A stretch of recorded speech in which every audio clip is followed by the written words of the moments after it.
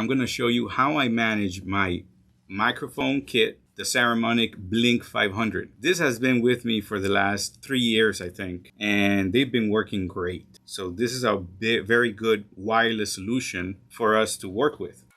So I have all my little accessories in the same pouch. This is the cable you would use for your camera with normal 3.5 jack. And it brings the cable that you would use with a cell phone, because it has the 4 contacts in this end right here. The 4 contacts are right here. This would go with the headphone jack of a cell phone or a MacBook. It brings 2 lavalier microphones, these 2 lavaliers. And I have another set of things. So I have this extension cable for when I need to extend the audio cable. It also works as an extension for the lavalier in case my wireless kit goes dead, it loses battery or something like that. Or sometimes there is a lot of interference where you're shooting. You could just grab lavalier, one extension, and connect it directly to your source, camera or a recorder. I also have a converter from XLR to 3.5 jack.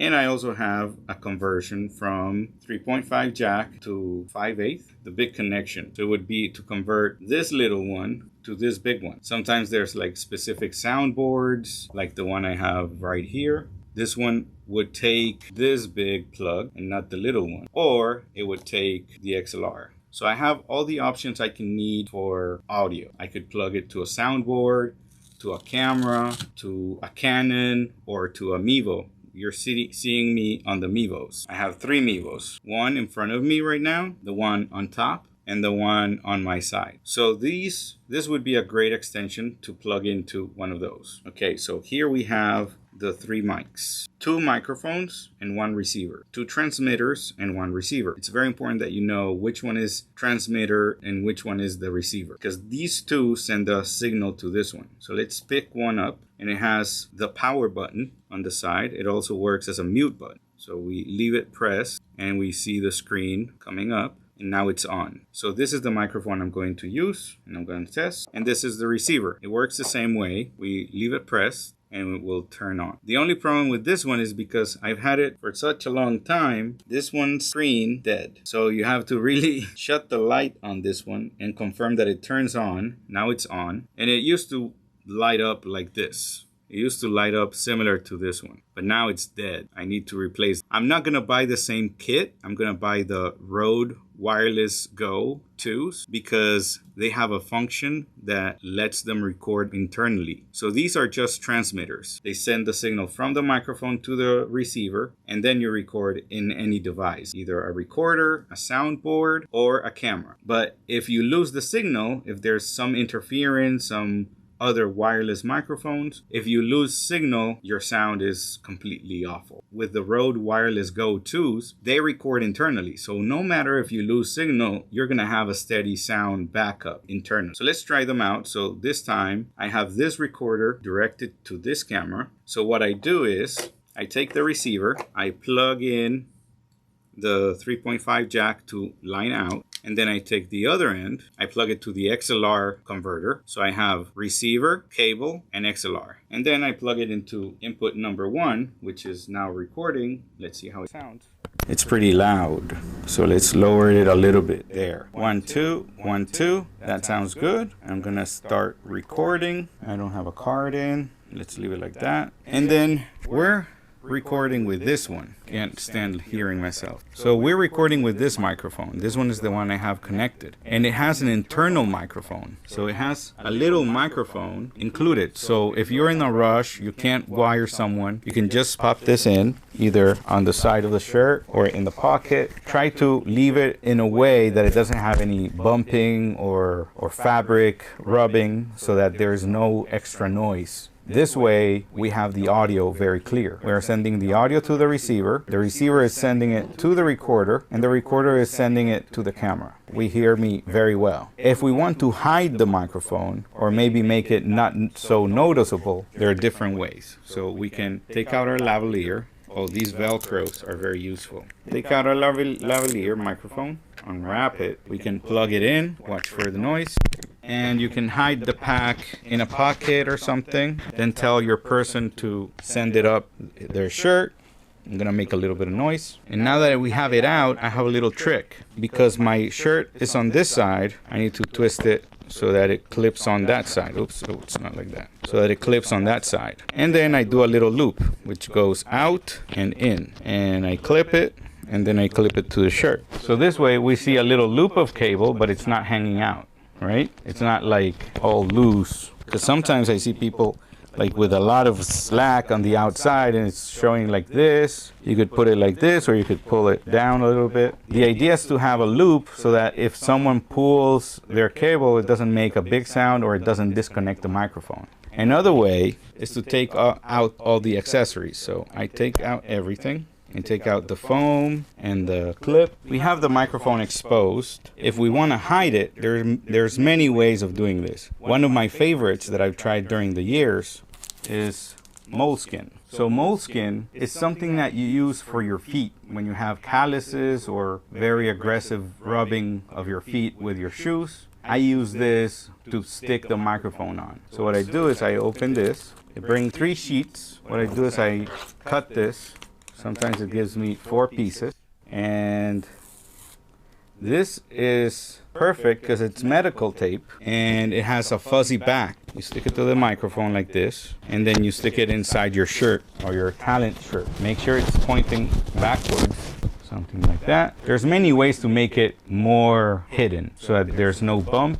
Right now I have a bump, but there's many ways to make it more hidden. But this is just one of the ways I handle my sound. So it's good to have several sources of sound. Like I have the lavalier sending sound to the recorder, and the recorder is sending sound to the camera. So now I have 2 points of recording. The recorder is recording and the camera is recording. So I have 2 sounds. Also, I have a cell phone next to me. In case the sound is too bad on any of these, then I have the recorder sound, and I have these 3 cameras, and I can use them as separate audio sources. So it's pretty useful. Like I've learned during the years that there is nothing like extra sound. Extra sound is just something that you use for safety. You need all the sources you can get. And if you have a recorder, like for example, this one has internal microphones right here. And I'm also sending the different inputs. And we also have to be very careful with the bumps, with not throwing or hitting the recorder, so that we got clean audio. If you're interviewing someone, you have a second microphone. So let's try that. Let's turn it on. It turns on like this, and then it's connected. And then we can either use it directly like this, or we could have the second lavalier microphone, and we can do the same as I did with me.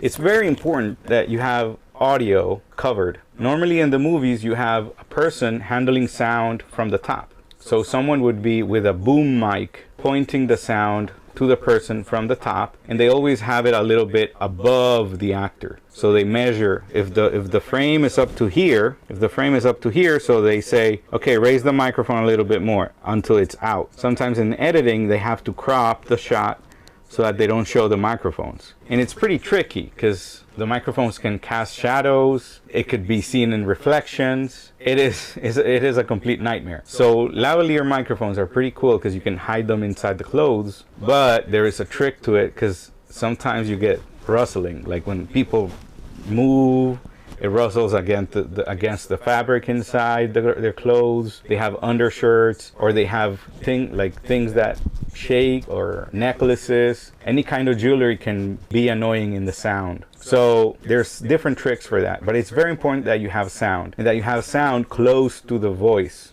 close to the source of the audio. This is perfect. This is perfect distance because this is the ideal distance for a sound source.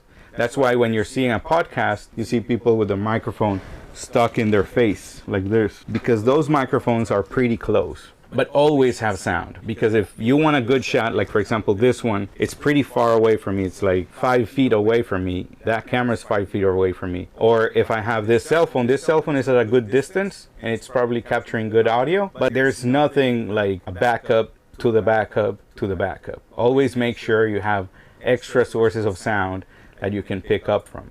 There's other sound solutions, like we have handheld mics, the ones you use in the news. There's cables for this. This normally goes with cable, but I like the wireless options. This Sennheiser kit is pretty cool.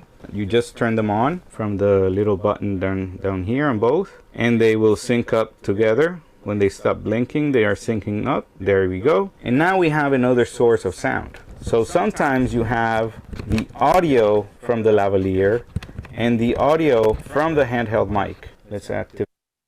And now we have all these sources of audio. We have the handheld, we have the lavalier, and we have the recorder sound. And we have the cell phone, and we have the Mevo number 1, Mevo number 2, Mevo number 3. How many sources of audio do you really need?